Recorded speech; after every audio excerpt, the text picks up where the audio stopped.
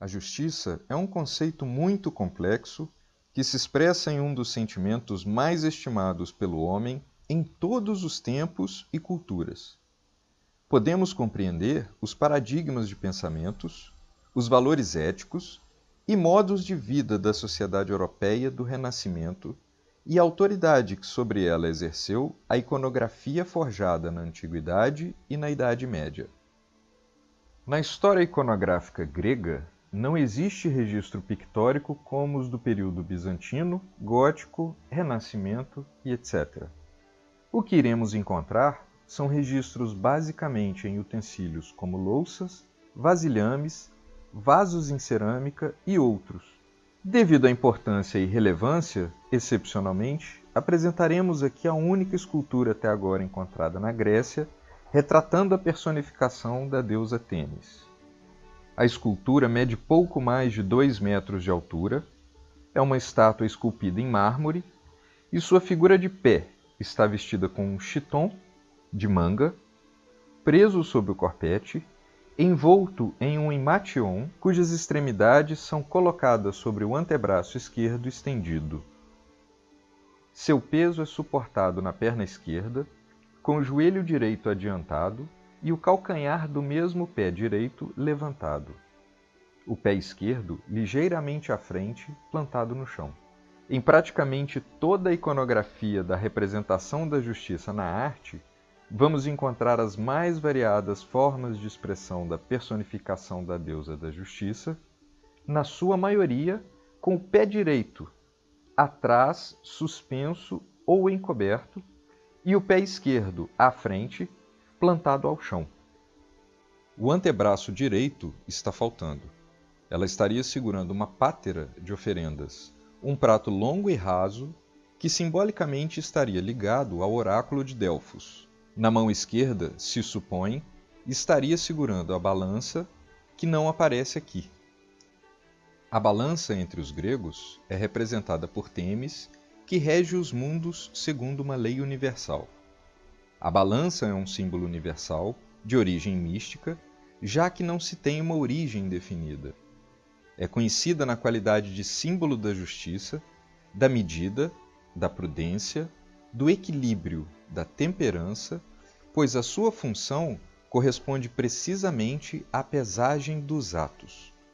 Como símbolo do julgamento, é apenas uma extensão da aceitação precedente da justiça divina. Aqui não vemos a espada, mas a encontramos como atributo da deusa Dike ou Dice, ou o equivalente a Ástrea, filha de Têmis com Zeus. Em contrapartida, posteriormente, encontraremos a espada em quase toda a iconografia da justiça na arte, fazendo assim a sua interpretação simbólica. A estátua foi descoberta em 1890, no curso de escavações pela Sociedade Arqueológica de Atenas, no Templo Menor em Rhamnus. Este templo menor é atribuído a Têmis, com base nesta estátua encontrada, bem como um par de tronos encontrados na entrada do templo, um dos quais tem uma inscrição dedicando-a à deusa. As imagens a seguir são pinturas em louça, vasilhames, vasos em cerâmica, que, como dito antes, são os únicos registros pictóricos da antiga Grécia. Têmis era esposa de Zeus e também seu primeiro conselheiro. Ela é frequentemente representada sentada ao lado de seu trono, aconselhando sobre os preceitos da lei divina e as regras do destino, a conduta dos homens, relatando aqueles que violaram as leis primitivas estabelecidas pelos deuses. Ela era assistida por sua filha Dike. Têmis é a deusa grega que personifica as leis divinas, ou Temistes, em contraste com a justiça humana, Dices, e as leis e decretos humanos, Nomos. Era também associada aos oráculos que revelavam a vontade dos deuses e presidia, em especial, sobre as relações adequadas entre homem e mulher, base da família bem ordenada, e os juízes eram frequentemente chamados Temistopolai, ou servos de Têmis.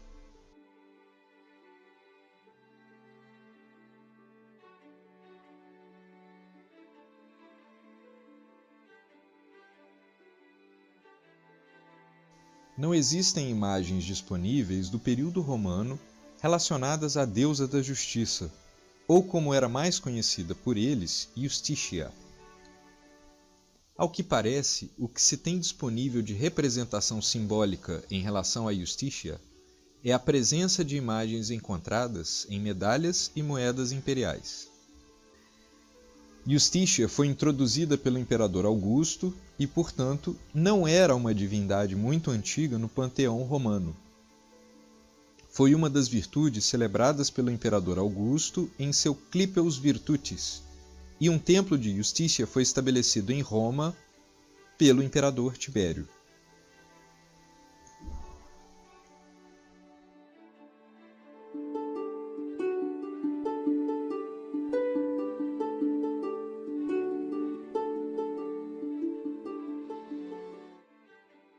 Giotto é reconhecido na história da arte pela introdução da perspectiva na pintura durante o Renascimento. Devido ao alto grau de inovação do seu trabalho, é considerado o precursor da pintura renascentista e o elo entre a pintura bizantina medieval, o gótico e o Renascimento. Neste trabalho, a justiça é representada por uma figura feminina em posição frontal, segurando uma balança com duas pequenas figuras que recompensam ou castigam outros personagens situados nos braços do trono.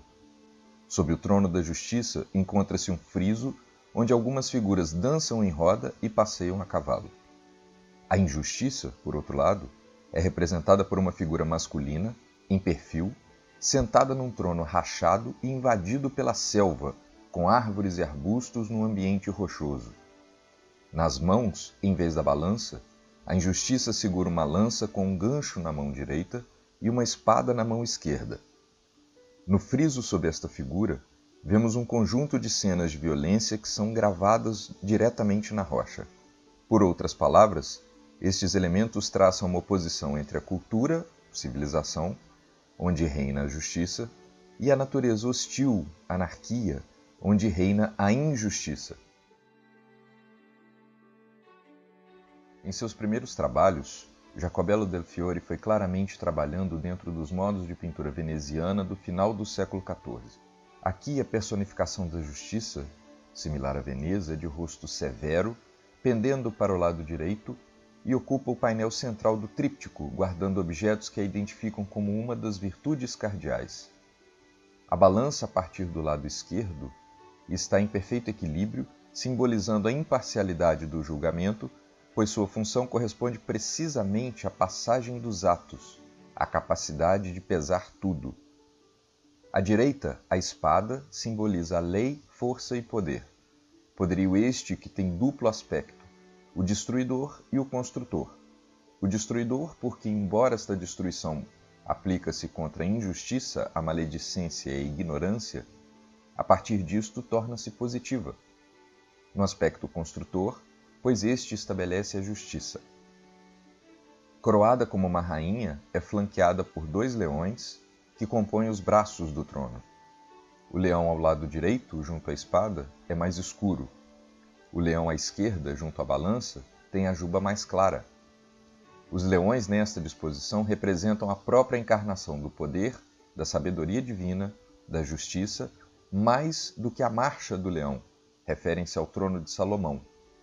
No painel da direita, em relação à deusa, o arcanjo Miguel, com a face com uma tonalidade um pouco mais escura e mais tensa. Ele é o guerreiro defensor da igreja, tem o dragão subjugado, enquanto sustenta a balança com as quais pesa as almas antes do juízo final. A espada na mão direita não aparece inteira, apenas o cabo empunhado.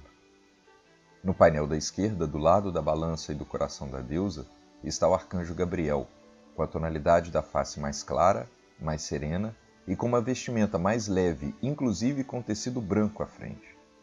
Na mão esquerda traz o lírio, símbolo da eleição, da escolha do ser amado, da pureza e inocência. Com a outra mão, o gesto singelo que nos remete ao da Anunciação.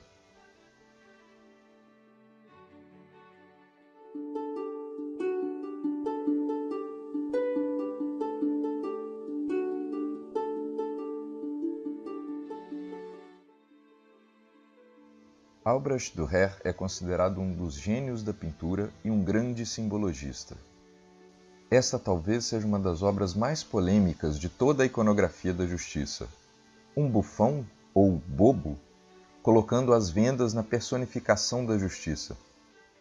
Esta imagem é o primeiro registro da justiça vendada, datando de 1494, e é uma xilogravura para o poema satírico A Nau dos Insensatos, de Sebastian Brandt. A ilustração critica a justiça retratando a litigância excessiva, o abuso processual e o vício dos poderosos homens da justiça, de esconder a verdade em chicanas vãs, de modo que a justiça, que deveria ver, já não enxergava em virtude do humilhante obstáculo da venda imposta pelos ardilosos loucos processuais. No movimento inverso, a venda nos olhos da justiça significando independência, incorruptibilidade, imparcialidade e desprezo às aparências, aparece pela primeira vez pouco tempo depois da gravura de Dürer, em 1531, numa consolidação de direitos municipais imperiais germânicos chamada Wormser Reformation, publicada pelo tipógrafo e gravador Christian Egenhof.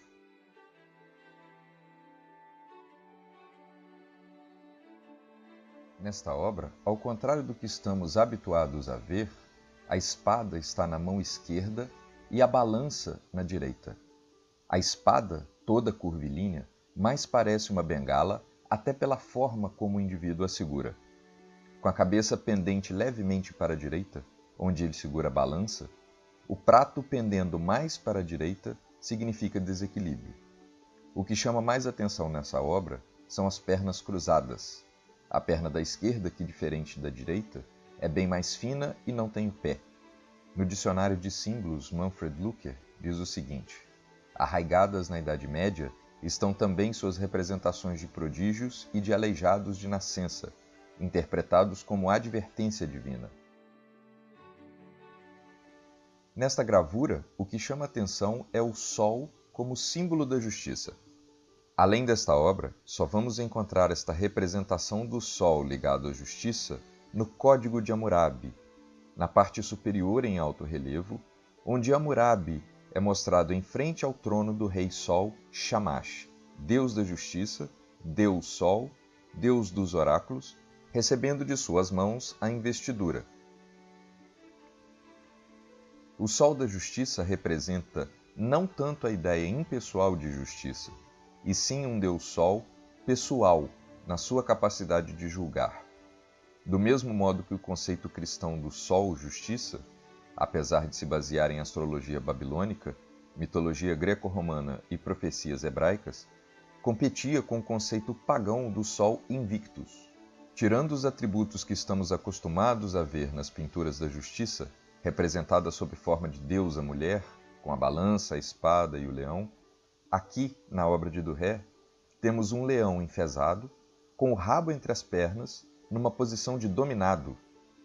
Também fora do padrão, como dito anteriormente, o sol juiz, com o halo resplandecente e as 3 chamas que enroupem dos seus olhos, não como um juiz misericordioso, e sim como um vingador apocalíptico, mostra fortemente o espírito do final do século XV. A cabeça pende ligeiramente para o lado esquerdo, com o olhar direcionado na balança.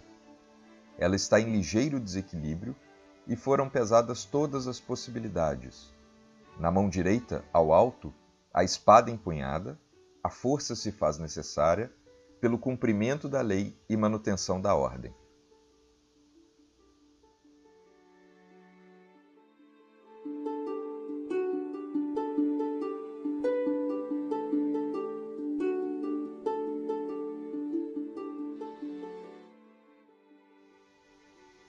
Rafael Sanzio é frequentemente referido apenas como Rafael, e foi um mestre da pintura e da arquitetura na escola de Florença durante o Renascimento italiano, celebrado pela perfeição e suavidade de suas obras. Junto com Michelangelo, Leonardo da Vinci, forma a tríade de grandes mestres do Alto Renascimento. A representação da justiça não traz novidades. É uma deusa sentada, sem dúvida bem menos austera, e não contemplando o céu, mas segurando os atributos que se vulgarizaram, a balança e a espada. Um elemento, porém, assinala aqui o ecletismo de Rafael.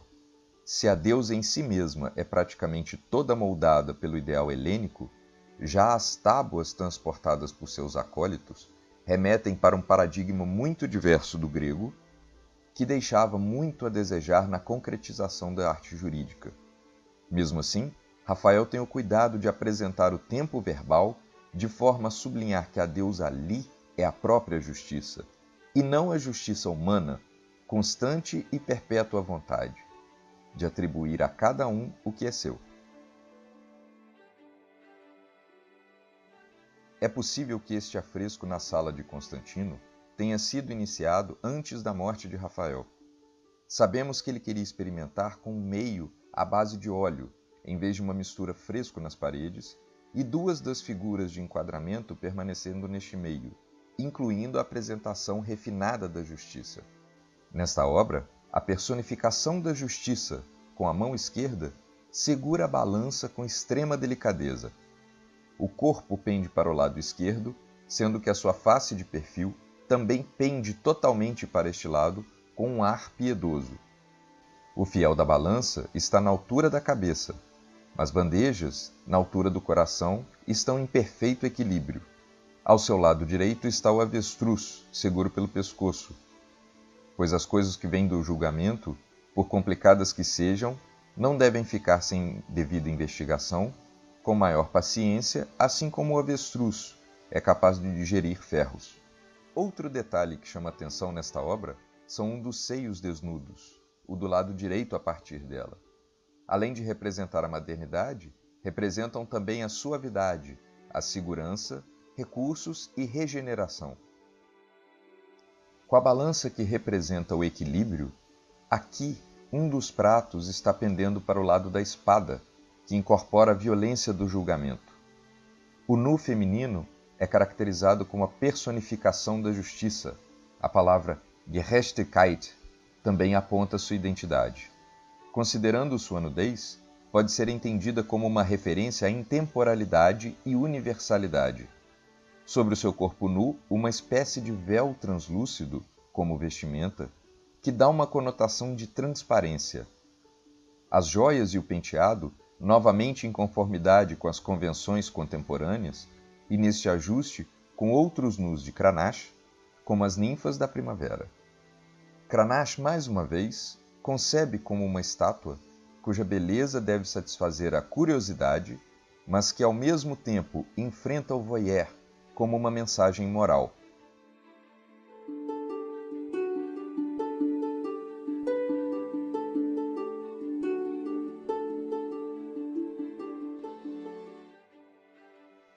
Giorgio Vasari é considerado o primeiro historiador da arte. Esta figura alegórica é uma das obras sobreviventes do Palazzo Spinelli, em Veneza, para o qual Vasari produziu 13 pinturas, que agora estão dispersos em várias coleções e algumas perdidas. Esta obra da justiça, que hoje está na Galeria dell'Accademia, faz parte do conjunto das 5 virtudes, que incluem a fé, a caridade, a esperança e a paciência. A personificação da justiça tem as suas vestes e o seu dorso com intensa luminosidade. Com a cabeça inclinada e olhando para o alto, para o céu, amparando o indivíduo com sua mão direita em seu ombro, parece que está intercedendo por ele junto ao Altíssimo. Este indivíduo nos leva a crer que é o réu. Nesta obra de Vasari, que também representa a justiça, a personificação da deusa aqui está sentada, majestosa, com os 2 seios desnudos, como já vimos anteriormente na obra de Giulio Romano, com diferença de que na outra obra havia somente um dos seios desnudos.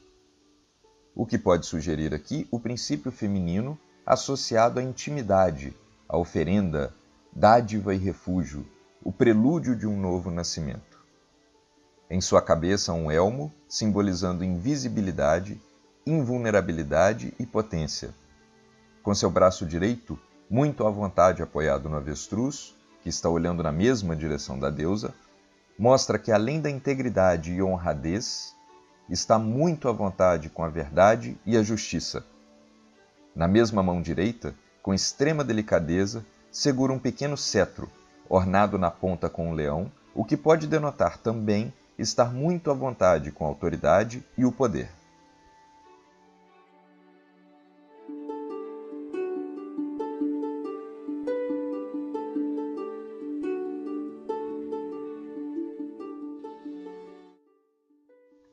A personificação da deusa sentada em seu trono mantém os atributos tradicionais da espada e da balança. Com a mão direita, de forma afável, ela segura a espada, não a empunha, somente usando se necessária. A espada está junto ao brasão da família Contarini, que foram os fundadores da República de Veneza, da qual surgiram 8 doges. Compreende-se que a balança, em perfeito equilíbrio, ditava os julgamentos, o que se compreende como era chamada Veneza da época, a Sereníssima República de Veneza. O leão ao seu lado, vigilante e atento, a face emoldurada pela balança, como símbolo de poder, sabedoria e justiça. A personificação da deusa está sentada numa espécie de pedestal, a coroa na cabeça, à frente uma cruz cristã. Nesta obra, meia fora do padrão habitual a que estamos acostumados a ver, o fiel da balança está na sua cabeça, pendendo para o lado esquerdo. Aqui a cruz da coroa parece tomar o lugar do fiel. A bandeja do lado direito da balança pende para onde está a espada. Um outro detalhe é que há uma âncora, exatamente junto aos pés e junto a 3 bastões pequenos em diversas disposições. A âncora, símbolo de firmeza e solidez, simboliza também tranquilidade, calma e lucidez diante da onda de sensações e sentimentos. Interessante notar que existem várias disposições de degraus ou patamares, como se cada degrau ou patamar fosse o grau ou condição de evolução que cada indivíduo está. A pintura apresenta as personificações da justiça e da paz diante do trono de Veneza e está sob o teto da Sala del Colégio, no Palácio Ducal ou dos Doges.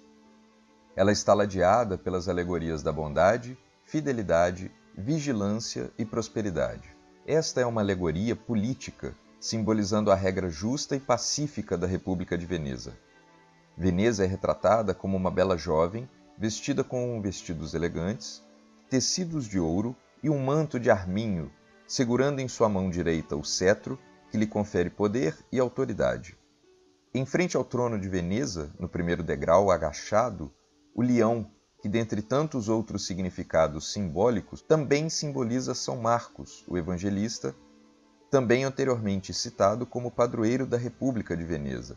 Já alguns degraus abaixo do leão, à direita de quem olha, a justiça e a personificação da paz à esquerda.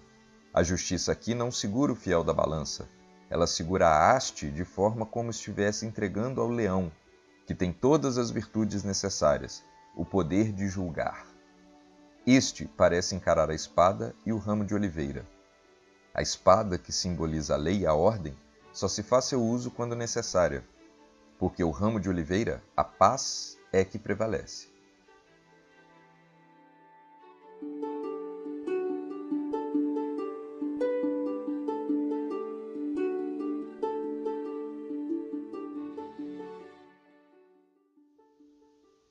Nesta obra voltamos aos atributos principais da justiça, a balança, a espada e o leão.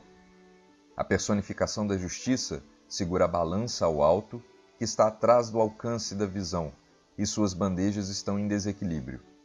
Na mão direita, com a espada em punho, parece determinada a ação. Ela não olha nem para a balança e nem para a espada. Parece decidida. O julgamento foi feito e a sentença proferida. O réu, o indivíduo ao chão, é culpado, e o leão simbolicamente o ataca, cumprindo o veredito, a lei, com o réu em extremo desespero. A jovem nua, simbolizando a pureza e a inocência, talvez um anjo da guarda, tenta interceder junto à justiça, tentando contê-la, ao mesmo tempo em que olha o infrator no chão com compaixão. Ao fundo, num canto esquerdo de quem olha, 3 jovens moças. Elas parecem alheias à cena principal, mas se entreolham, uma em pé e duas sentadas. Uma está com os seios à mostra, numa atitude vulgar. A outra está um pouco à frente e talvez seja a causa de toda a ação da cena principal da obra. O réu deve ter feito alguma coisa a ela, na sua mão esquerda uma foice e a ponta da espada apontando exatamente para o seu corpo. Há uma máscara no chão ao lado do réu. Das dezenas de significados que ela tem, aqui só é possível uma. A máscara caiu e a verdade prevaleceu.